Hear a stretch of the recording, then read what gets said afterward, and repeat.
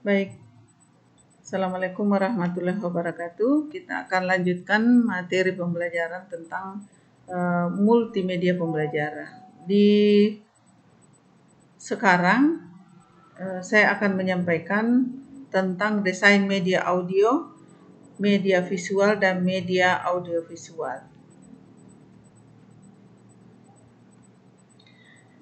Di sini kita membagi definisi media audio, fungsi media audio, kelebihan dan kekurangan media audio. Gitu. Di definisi media audio dikatakan bahwa menurut Sulstiliana dan Riana mengatakan bahwa media audio adalah media yang penyampaian pesannya hanya dapat diterima oleh indera pendengaran. Jadi hanya suara yang bisa diterima oleh penerima pesan, baik itu rekaman atau mungkin penyampaian langsung, tetapi pada umumnya adalah audio-audio saja yang bisa didengar oleh mereka. Kemudian fungsi media audio, di samping menarik dan memotivasi siswa untuk mempelajari materi lebih banyak, materi audio dapat digunakan untuk beberapa hal. Yang pertama adalah mengatur dan mempersiapkan diskusi atau debat dengan menggunakan pendapat-pendapat para ahli yang berada jauh dari lokasi. Yang kedua, menjadikan model yang akan ditiru oleh siswa. Yang ketiga, menyiapkan variasi yang menarik dan perubahan-perubahan tingkat kecepatan belajar mengenai suatu pokok bahasan atau suatu masalah. Itu 3. Kemudian, kelebihan dan kekurangannya media audio. Apa saja kelebihannya adalah yang pertama, mampu mengatasi keterbatasan ruang dan waktu dan memungkinkan menjangkau sasaran secara luas. Mampu membangkitkan sistem dalam imajinasi. Yang berikut, mampu memusatkan perhatian siswa pada penggunaan kata-kata, bunyi, dan arti dari kata itu. Yang ketiga, mampu mengetahui suasana dan perilaku siswa melalui musik, latar, dan efek suara. Berikutnya adalah dapat menyajikan laporan seketika, karena biasanya siaran-siaran yang aktual itu dapat memberikan kesegaran pada sebagian besar topik.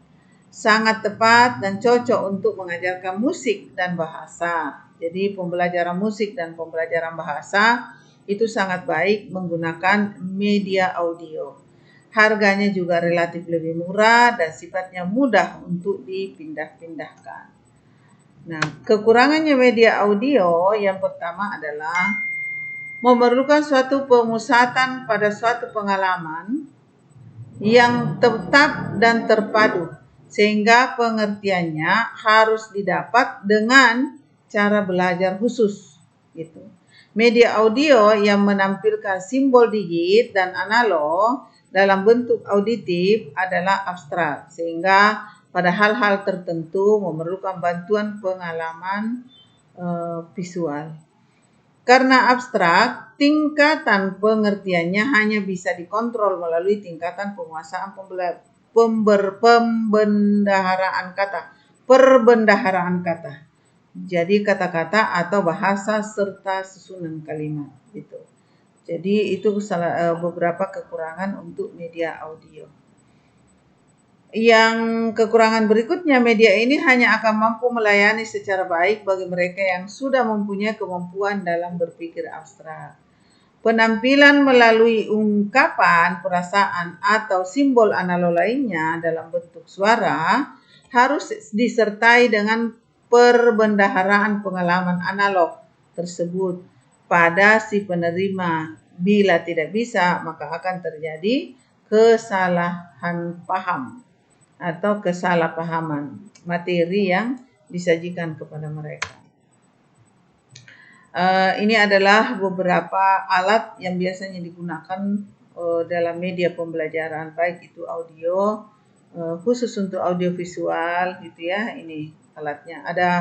Ada CD gitu, ada piringan dan seterusnya. Kemudian pengertian media visual. Media visual yakni jenis media yang digunakan hanya mengandalkan indera penglihatan, misalnya media cetak seperti buku, peta, jurnal, gambar, dan lain sebagainya.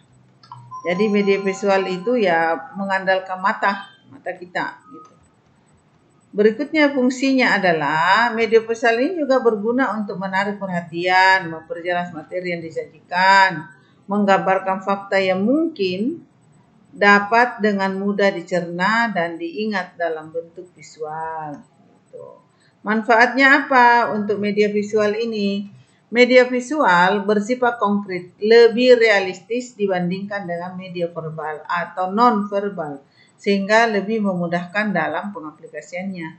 Beberapa penelitian membuktikan bahwa pembelajaran yang diserap melalui media visual, terutama media visual yang menarik, dapat mempercepat daya serap peserta didik dalam memahami pembelajaran yang disampaikan kepada mereka, gitu, karena dia melihat langsung. Kemudian media visual juga dapat mengatasi keterbatasan pengalaman yang dimiliki oleh para peserta didik dan dapat dilampaui batasan ruang kelasnya.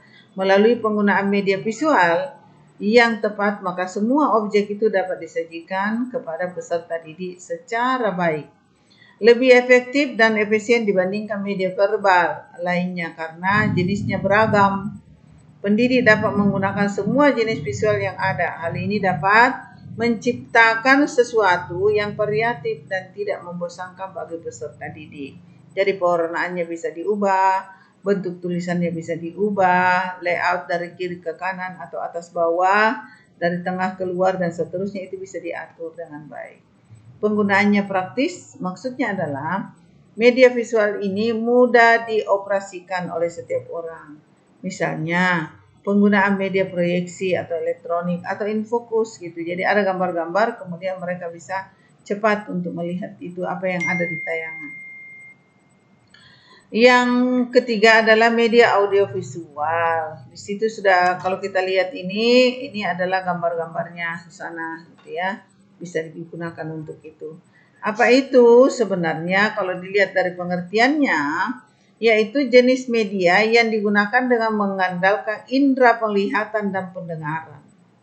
Jadi sambil dilihat juga pendengaran kita. Contohnya adalah media film, video, program TV, dan seterusnya. Di situ fungsinya adalah untuk fungsi edukatif, fungsi ekonomis, fungsi sosial, fungsi budaya. Kalau dilihat di tayangan-tayangan televisi, ada orang mau promosi-promosi, maka itu masuk di kategori fungsi ekonomi. Edukatifnya juga ada, gitu, fungsi budaya, sosial, dan seterusnya. Fungsi edukatifnya itu seperti apa batasannya?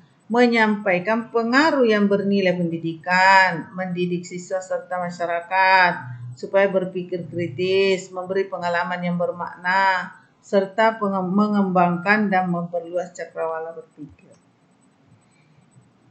Fungsi sosialnya apa? Menyampaikan info autentik pada bidang kehidupan dan juga konsep yang sama pada setiap orang.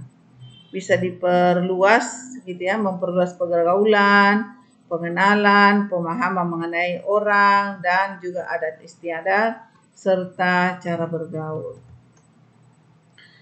Di mana dilihat fungsi ekonomisnya, yaitu memakai media pendidikan pencapaian tujuan dapat dilakukan dengan efisien. Penyampaian materi dapat menekan sesedikit mungkin pemakaian biaya, tenaga, dan waktu tanpa mengurangi efektivitas dalam pencapaian tujuan pembelajaran. Kalau di fungsi budaya apa saja gitu? Memberikan perubahan-perubahan dalam segi kehidupan manusia, dapat mewariskan serta meneruskan unsur-unsur budaya dan seni yang ada di masyarakat. Kalau tidak ada media, maka kita tidak bisa, agak repot untuk memahami contoh budaya-budaya yang ada di Indonesia yang begitu beragam, beratus-ratus. Ini penting kita tayangkan misalnya di televisi supaya orang lain bisa mengetahui. Itu maksudnya fungsi budaya. Kita ketahui hanya duduk di rumah menonton televisi, ketahuan bahwa di budaya Minang, budaya Jawa, dan seterusnya, budaya Toraja itu bisa kita lihat. Kemudian macam-macam media audio visual. Ini ada audio visual murni dan ada visual tidak murni. Kalau audio tidak murni itu sound slide atau film berbingkai suara itu masuk di sana. Manfaatnya apa? Mempermudah dalam menyajikan dan menerima pembelajaran ataupun info serta dapat menghindarkan salah pengertian. Memastikan pengertian yang diperoleh, sebab selain bisa menampilkan gambar, grafik dan diagram maupun cerita. Nih, pembelajaran yang dapat diserap lewat penglihatan sekaligus dengan pendengaran. Mempercepat karena ada 2 indera yang bisa berfungsi pada saat kita menggunakan audiovisual. Saya kira demikian penyampaian untuk media di media pembelajaran kita untuk topik yang audio visual dan audiovisual. Terima kasih. Assalamualaikum warahmatullahi wabarakatuh.